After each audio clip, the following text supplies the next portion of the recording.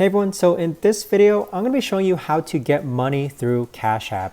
So first off, if you haven't signed up for Cashapp just yet, you can use my link down below. And when you do use my link down below to sign up, we'll actually both get $5 added straight into our Cashapp account.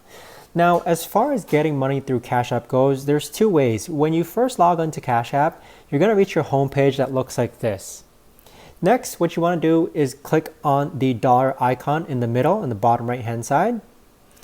And so from here, you can actually receive money in multiple different ways. The first way that I'm going to show you is using a QR code. So on the upper left-hand corner, you can click on the QR icon. And it's going to look like this. Instead of going to toggle onto scan, you're going to click on my code. And then from here, an individual can actually go ahead and scan your QR code and then send you money directly. Notice how it also says scan to pay $WMeng. That's my cash tag, and so keep that in mind. If you exit out of here, you could actually also send a request. So if I click on the request button, now I can send a request to Jack if Jack needs to actually pay me $5. So those are the two ways to actually go ahead and get money through Cashapp.